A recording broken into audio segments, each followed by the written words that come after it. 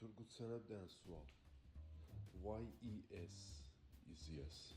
What's the YES? Why? Yes is yes. You are.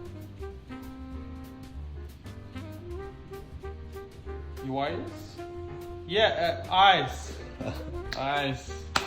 Turgut sana bir tane sual. Bir xət qoymaqla bərabərliyi düzelt. Bu da qərib. İşte geldik. Nereye yazacaktın Afrika'da bir sene yedik? Değişir. Bir tane xət qoymaqla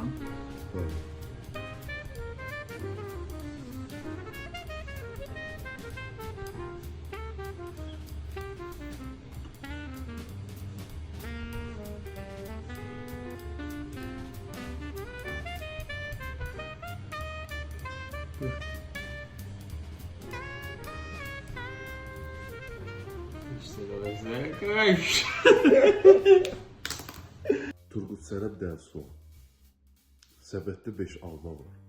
5 almanı 5 dənə uşağa elə böl ki, hər uşağa bir dənə alma düşsün. Səbətdə bir dənə alma qalsın.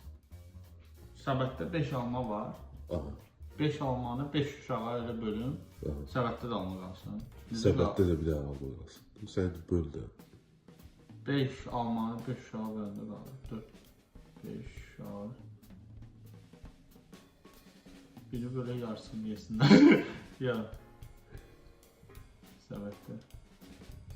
Birini səbətdə verirsən, geri qalanı məhvəsə bir dənə. Turgut sana bir dənə sual. Həftənin günlərini saymadan ardıcıl 3 gün say. Həftənin günlərini saymadan ardıcıl 3 gün say. Neden? Yani pazar ertəsi, cumartesi, çarşamba axşamları. Bunlardan istifadə eləməyim, hə? Yox. Həftənin günlərini saymadan ardıcıl 3 gün. Birinci gündə onda baxaq. Həftənin günlərini saymadan ardıcıl 3 gün nəsə olur ki?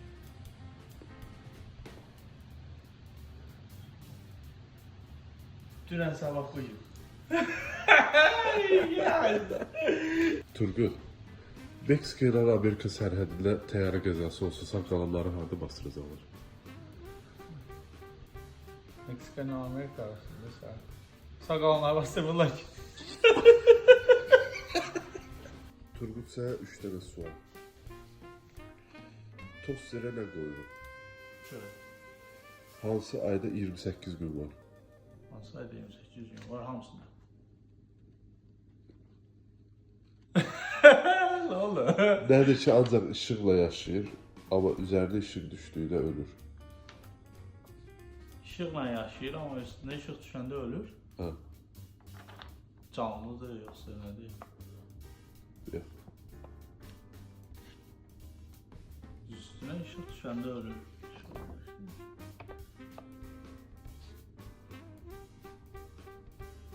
Nədir ki?